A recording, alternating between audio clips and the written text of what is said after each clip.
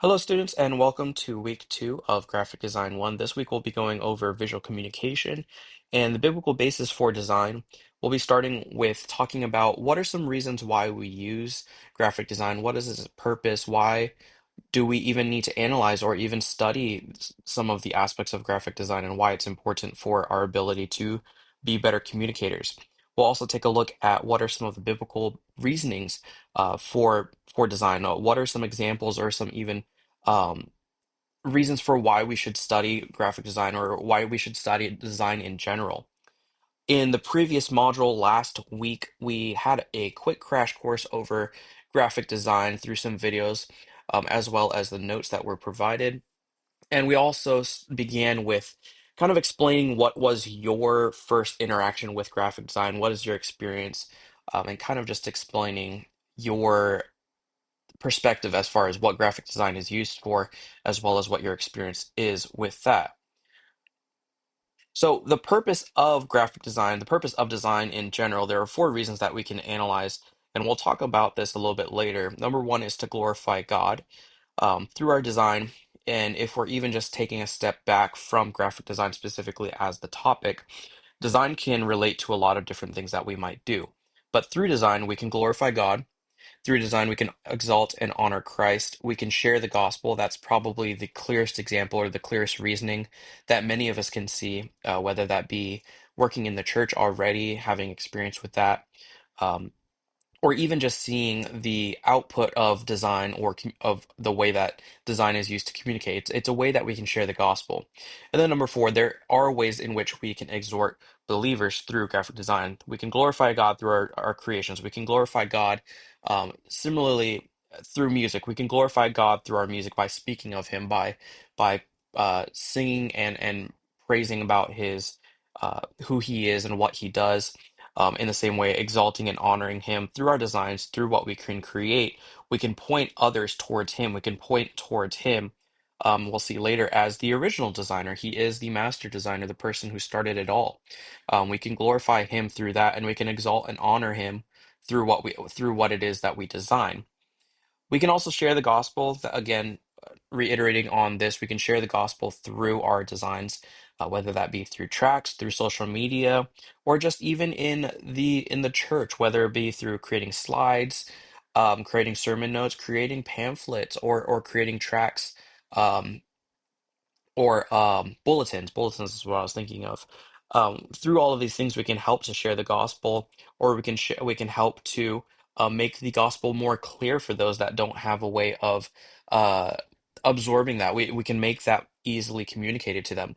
And then the last one, exhort the believers. We can help to become we can help to encourage, and we can help to uplift the fellow believers, those that are around us, through social media, through the sermons, through things that we put on the slides. There's a lot of different ways in which we can exhort or we can uplift others that are fellow believers.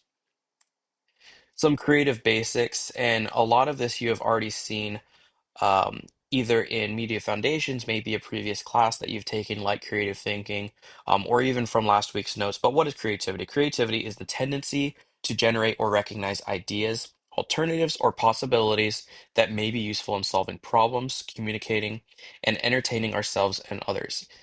Another way to put that, it's just being versatile in how you solve problems. It's being a problem solver. We come across a lot of problems in our daily life, some that we don't even think about. And for most of those problems that we come across that we don't even have to think about, that's just our creativity being used in order to solve those problems a lot faster. In creative thinking, that's another course that we have in the visual arts major or even the minor. One of the things that we talk about is how creativity is a muscle. Creativity is something that needs to be used. It yearns to be used. We need to use it continually. We need to continually be practicing it, using our creativity to try new things, to find new solutions. Sometimes it's as simple as, you're coming home from work and maybe you take a different route to get home. It might be a little bit longer, but it's a refresher on your mind and keeps you from dulling your senses. There's a lot of different ways we can use creativity. A popular one that we always talked about in the on-campus classes is, when you wake up, what is the first method of creativity that some of you use when it comes to waking up? And some people get this, some people don't. But the first thing that a lot of people do is they have to get dressed. And some people are more creative, some people are not as creative. This might be, matching colors up and figuring out what outfits work together and which outfits don't work together.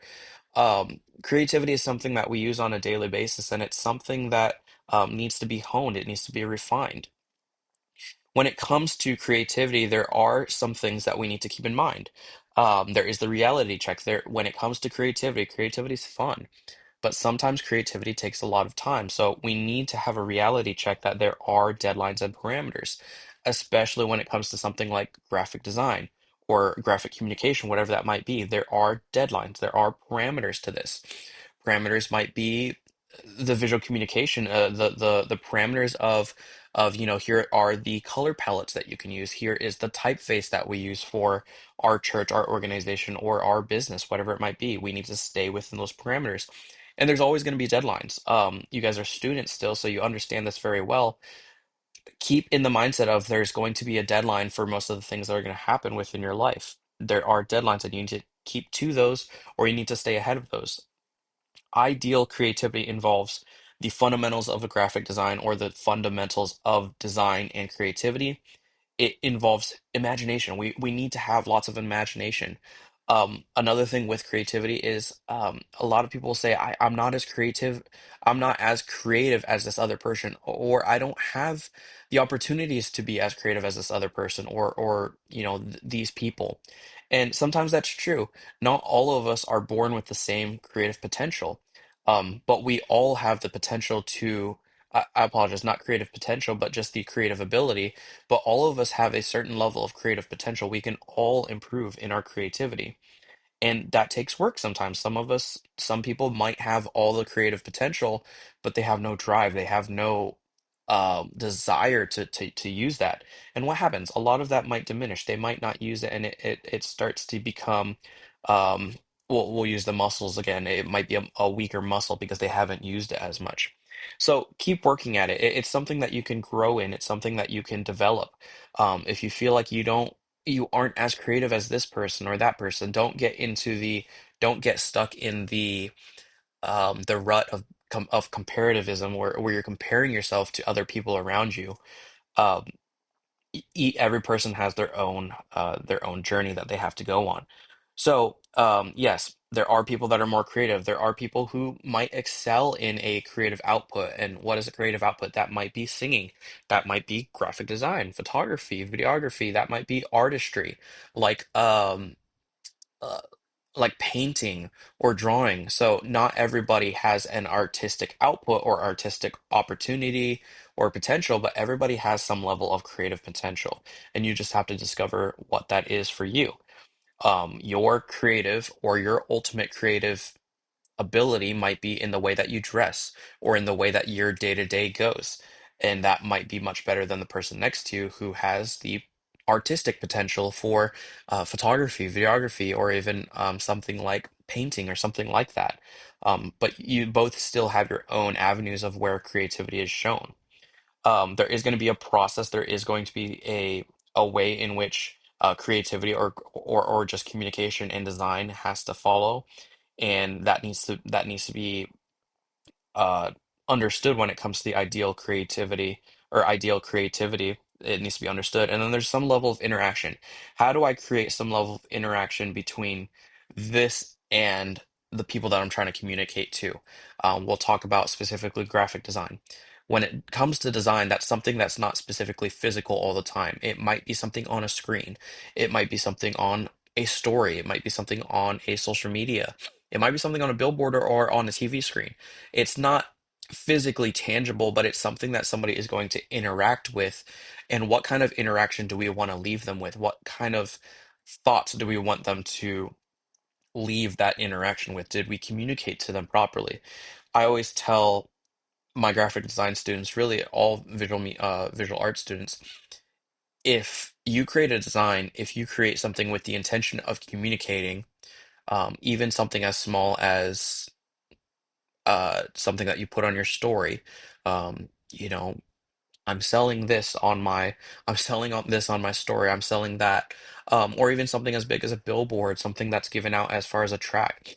If you are trying to communicate something and the person that you're communicating to is left with more questions than answers fulfilled, then you've failed your job as a communicator. You've failed your job as a graphic designer. We want to be graphic designers.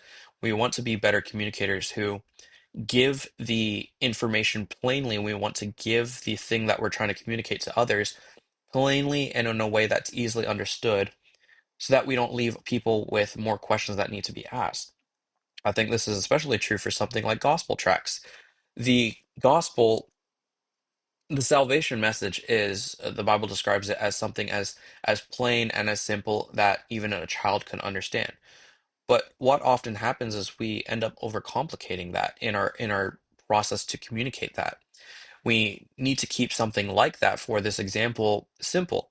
Um, yes, there are things that need to be explained, and sometimes trying to lead somebody to the Lord or trying to invite them is not as simple as just a track. Sometimes there might be some follow-up. There might be something as far as you need to speak with them about this or that. There's going to be questions, obviously, but the core of what you're trying to communicate should be as simple as just reading it. There should not be any other questions, and it should be pretty simple. So keep that in mind when it comes to jumping into, especially if you're new to graphic design. How do I make this simple? How do I make this easily absorbed by whoever it is that I'm trying to communicate this to? The creative workflow we already talked about, or we already had this in our previous notes, but how does procrastination affect your creative workflow? Procrastination, a couple of ways. It slows you down.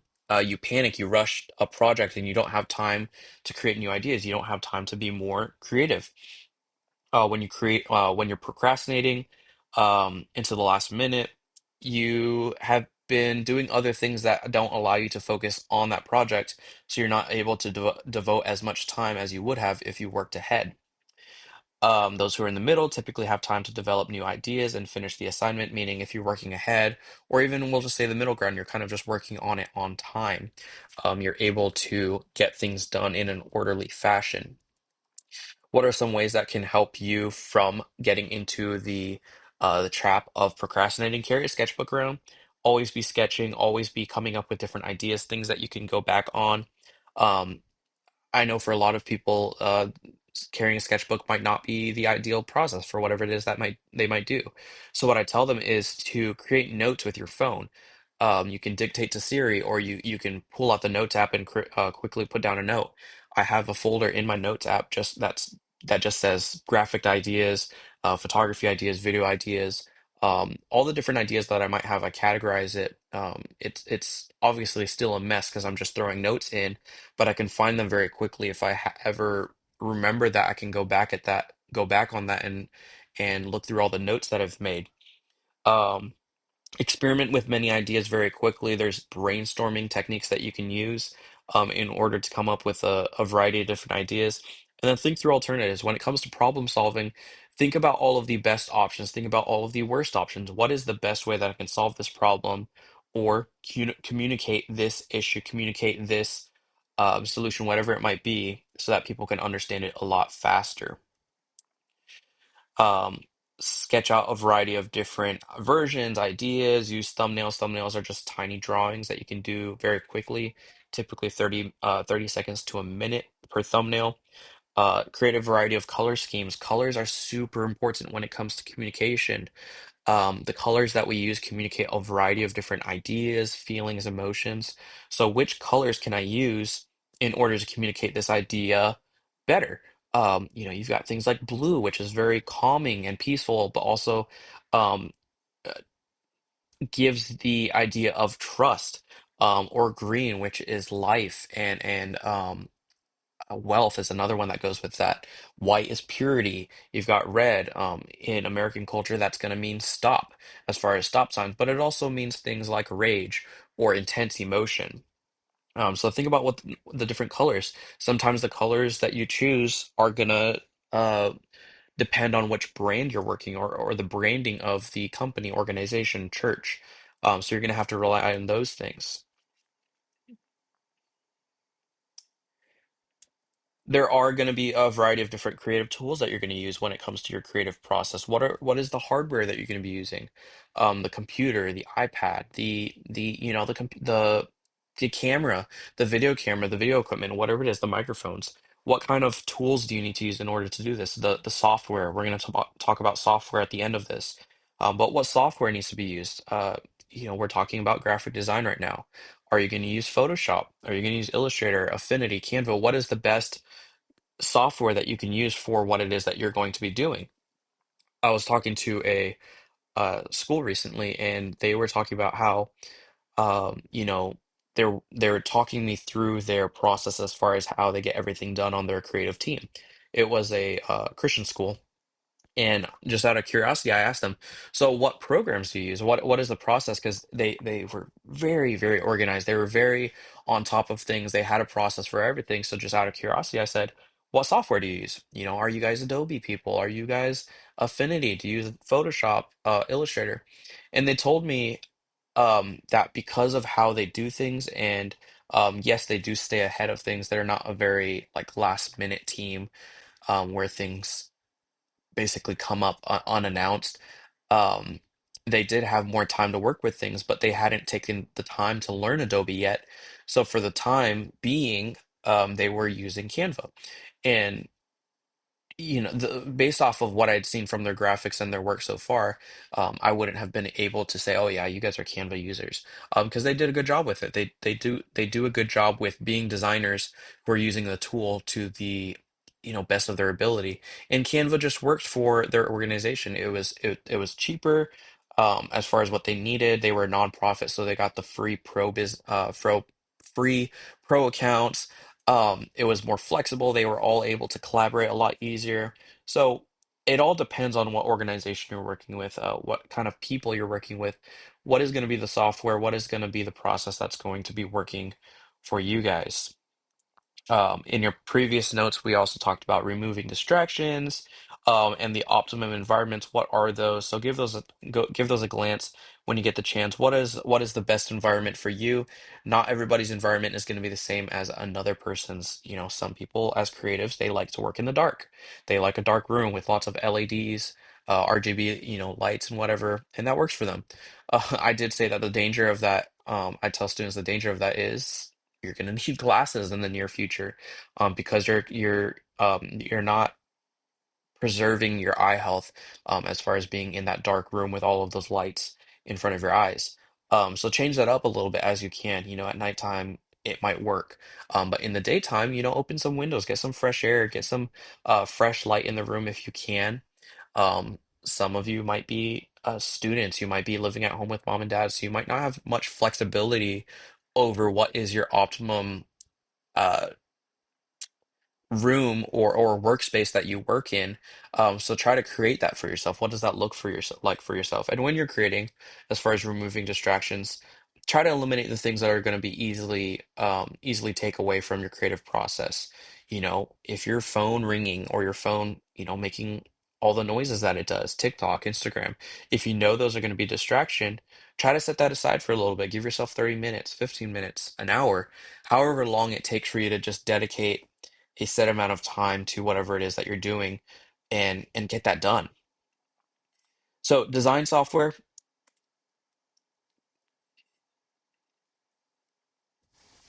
these are some of the examples of design softwares that you might come across or hear about for this course, just because of the unique nature of it. I put it in the announcement that you don't need to use Photoshop or Illustrator. I would prefer it, but because of the expense of it, um, on-campus students get it included in their tuition as a visual arts student, major or minor. But for you, it might not be as accessible, and I understand that. So what I've given is two alternatives that are cost effective and sometimes even free. Canva is the one. I make a lot of jokes about Canva when it comes to designers using Canva, but my perspective will always remain this, and that's that if you can't design it in Photoshop and Illustrator, if you can't design it in the uh, what would be the professional programs, then you're not going to be able to do it in Canva. And what I mean by that is a good designer is going to be able to use whatever tool is available to them, in the same way that a photographer, no matter what camera they use, able to transfer expertise and techniques over to whatever system, device, whatever it is that they're using. You know, they can take great photos with their phone as well. They don't need a camera all the time. Is a camera useful? Yes. Is a camera um, better equipment than using your phones? Right. Yes. I'm not going to shoot a wedding on a phone camera. But am I able to take some great photographs? Yeah, I can. Maybe some behind the scenes, but it's understood that it's not going to be the same professional grade in the same way that using Canva might not give you as much flexibility or tools or things that you can do with Adobe Photoshop or Adobe Illustrator. But Canva is still a great tool, especially as a beginner designer, which for some of you, that's where you're at. Affinity is a newer program. They've been out for a while, and but they are newer in relation to like Adobe. I've been watching them for a while. I've used it a little bit, and I think it's a great program, especially if you haven't really set your heart on a program to use. It's something that you can toy around with. The UI and the interface and the techniques are very similar, very similar to Illustrator and Photoshop. So if you want to use Photoshop and Illustrator, if you want to challenge yourself, take yourself to the next level, I would use Affinity. It's great, and to my knowledge, still should be free. They've taken that stance. They want to be free in order to kind of combat all of the subscriptions and things, especially with Adobe. So Photoshop is best used to make raster graphics. So you'll use Photoshop for a lot of things like digital art, uh, I apologize, print materials and create mockups. Photoshop is used for raster graphics. It's also used to edit photos, things like photo manipulation. So the difference that I always tell people in like media foundations between Photoshop and Illustrator, Illustrator is light and color manipulation, while Photoshop is pixel manipulation. You're doing things that go in as far as like erasing objects or um adding more objects and making the scene look more seamless. Now, Lightroom does have some of those features now, like removing things, and it's getting so much better as the years pass. Um, but Photoshop was primarily used for that, for photo manipulation. Um, Photoshop can be used in Illustrator, but not as well, and Illustrator can be used and opened in Photoshop. Now, Illustrator is ideal for digital art, logo design, and making simple vector shapes and illustrations. Um, Illustrator is also scalable infinitely, and the reason for that is because it uses, to break it down, it uses mathematics, it uses vectors in order to create the illustrations that you use within the program rather than raster graphics, which are used with Photoshop. This is Affinity Designer, and you can see that it's a little bit similar. You will immediately, if you've had experience with Adobe, you will immediately see the differences between the two. Um, Last I looked at it, they are also opening up the avenue of photo editing within Affinity.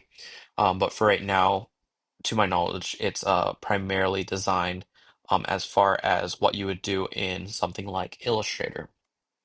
And then there's Canva, and most of us are already familiar with Canva. Um, what I try to tell people is take advantage of the pro features, especially if you're an educator or a you're working for a nonprofit. So, like, say you're working for a church. Um, you used to be able to sign up with your student ID, your student account, and get a nonprofit or a kind of like pro educator or education account. I'm not sure if they still do that, but Canva's great.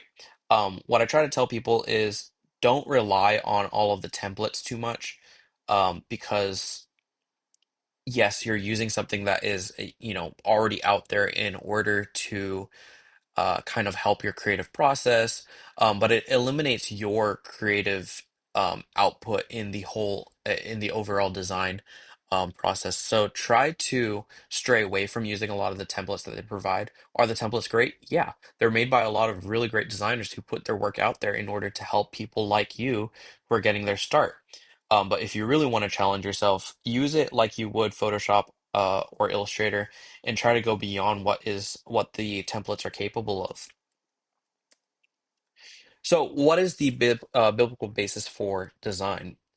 In Genesis 1:1, we see the beginning of everything. We see the original designer, the original creator, create everything. In the beginning, God created. In Psalm 139:11 through 18, we also see a example of creation where God talks about, or David talks about how you knew me before I was formed. You knew me when I was formed.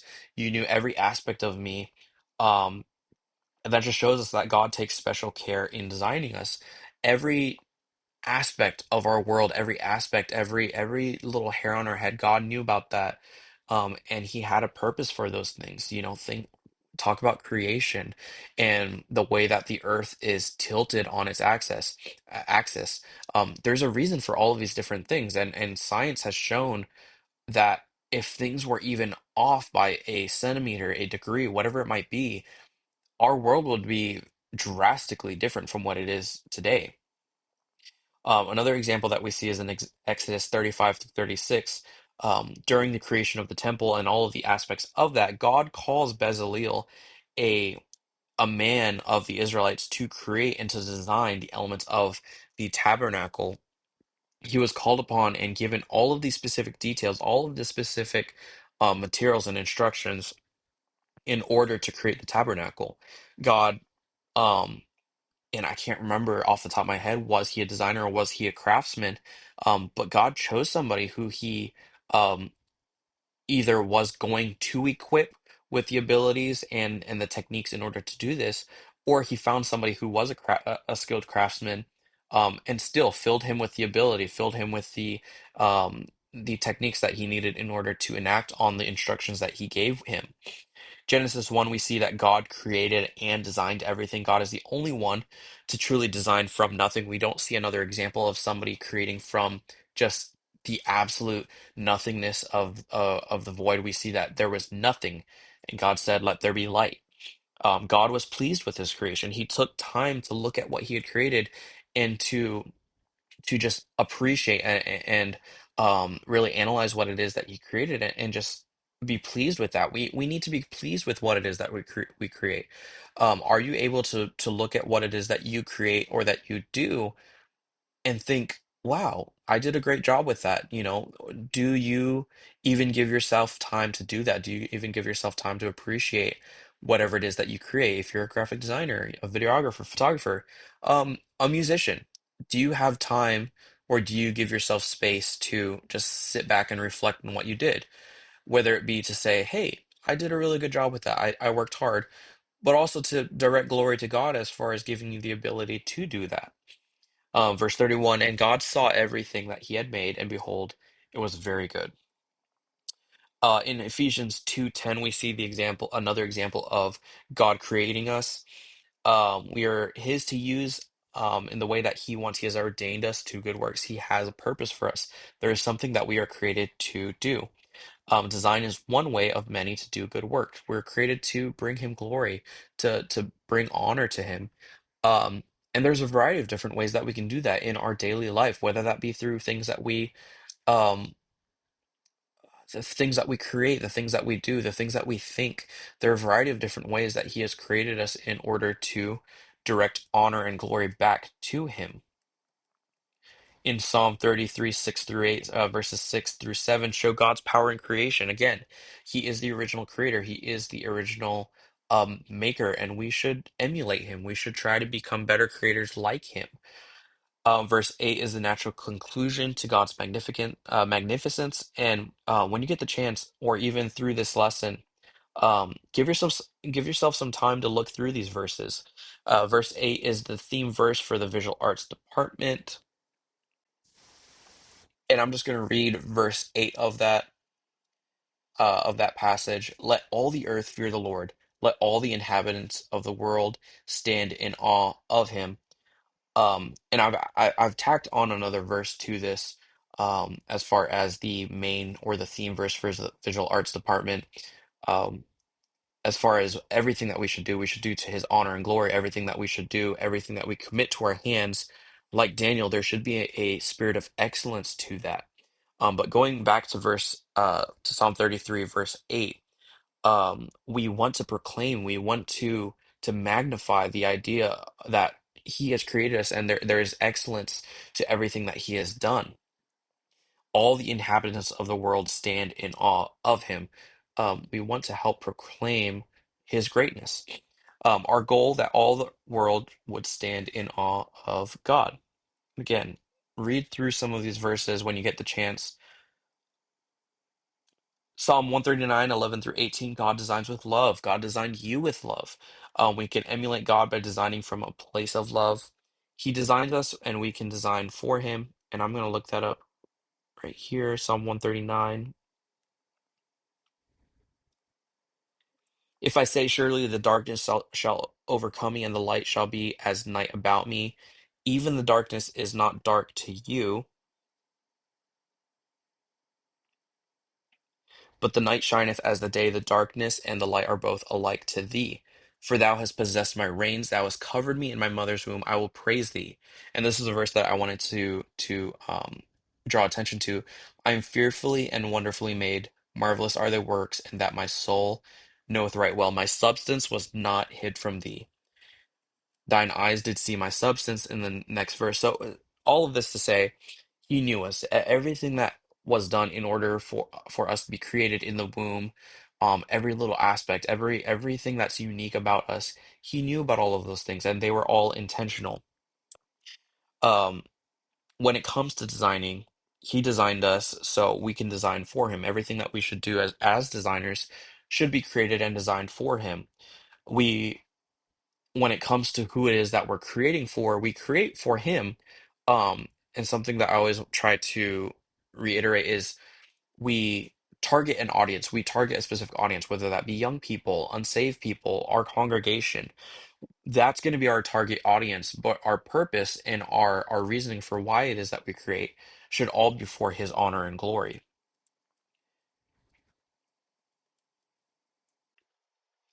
In Exodus, we see the example of Bezalel being called to design the elements of the tabernacle.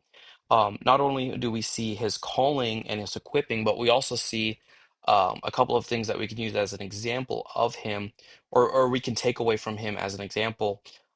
In addition to the fact that he was given all of these specific requirements for the temple or for the tabernacle as far as how it should be designed. From Bezalel, we can see an example of working with ministry leaders. He had ministry leaders to work with. We also see that he was filled with the Spirit for the working of a cunning craftsman. Those specific words are said as far as he was given the abilities to do those things. We also see that he trained others to help him in the work of design, and I think that's important. Um, if you're given the talent or the ability to do a certain task or something that is unique and in its purpose as far as especially in the church, try to find somebody that you can disciple in that, try to find somebody that you can impart that knowledge and that wisdom to, if you're if you're a photographer and you know that there's somewhat of a need within your church for photography, or you know somebody who might have an interest in that. If you're a designer or videographer, try to impart that knowledge to somebody else, take somebody under your wing. um, I always try to tell people, especially the college age kids, people, try to find somebody in the youth group. Try to find somebody coming out of the youth group that can kind of be taken under your wing to disciple and to show them these things because typically they have an interest in those things. They have an interest in the sound room, in the slides, in how things are operated within the church, and you want to take time to show them those things. The last thing that we'll see from Bezalel is that he took no honor for himself, but selflessly practiced design to the glory of God. He always pointed things back towards God. In Exodus 31, 1 through 6, we see that God chose Bezalel. Exodus 35, we see God wanted beauty. He had some requirements for the tabernacle that he expressed. 35, 21 through 29, we see that the people participated gladly. They were willing. They gave of their time willingly.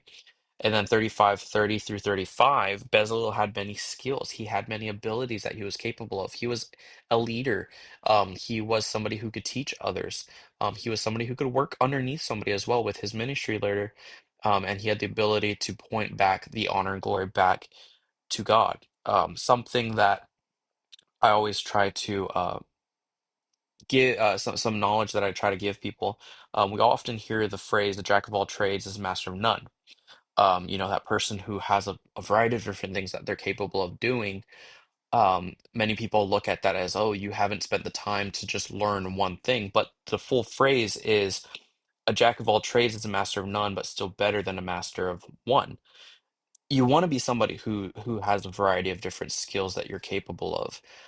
You might have that one thing that you do really well, but give yourself other things that you're capable of doing. I try to tell this to a lot of our visual arts students. It's not good enough to just be a videographer, a photographer, a graphic designer. You've got to absorb all of the different aspects of when it comes to media, because those are the things that are looked for, especially within a lot of these churches and schools.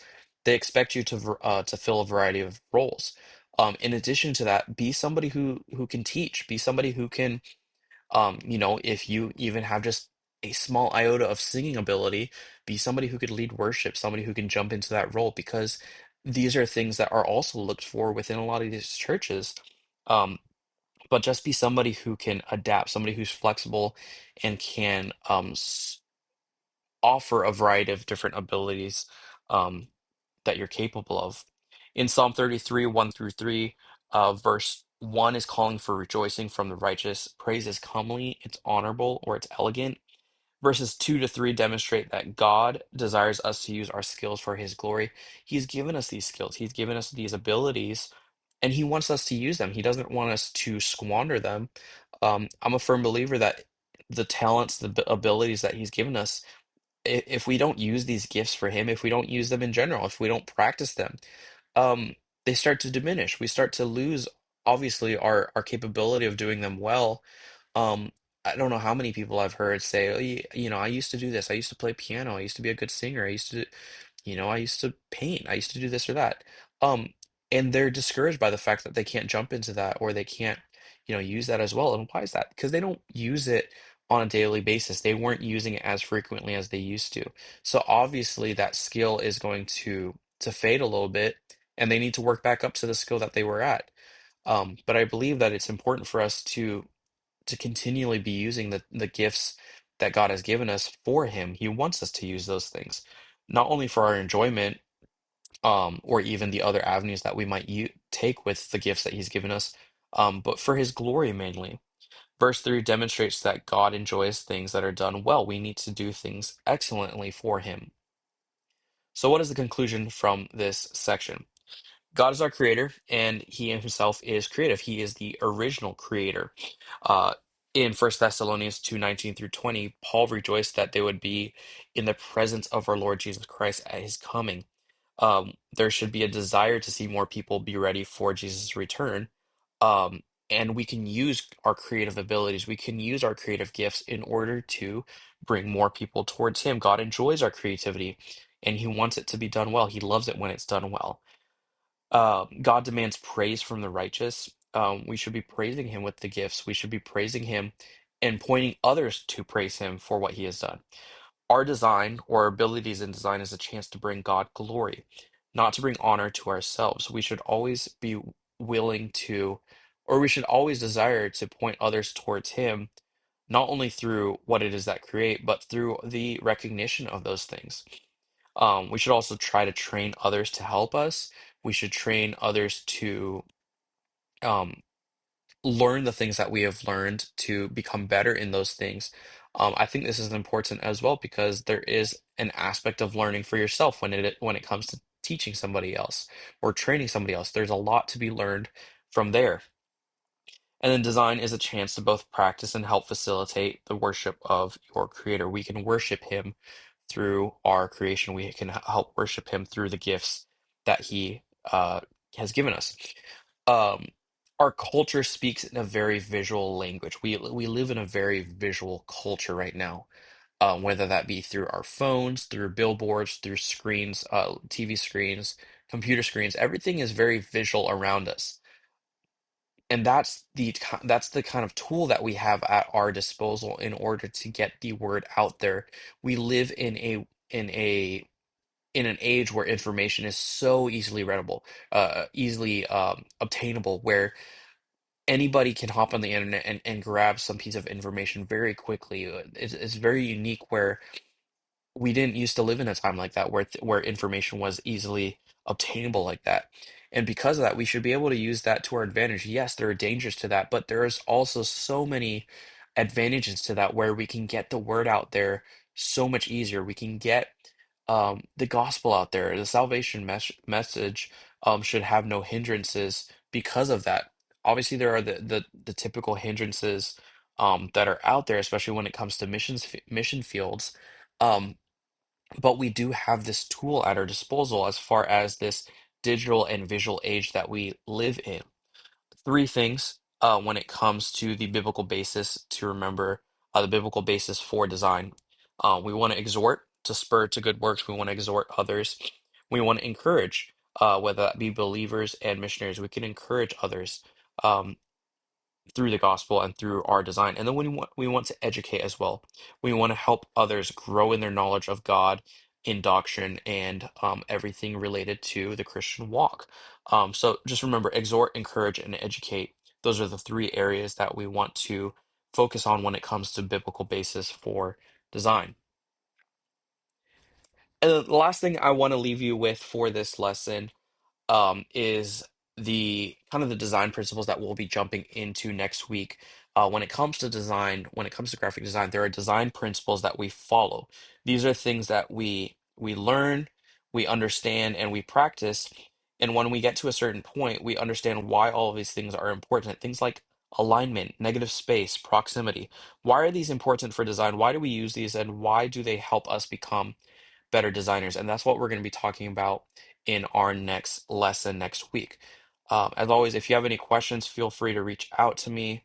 I'd love to, if you want to just pick my brain about something as far as graphic design or media in general, I'm always willing and ready to answer those questions.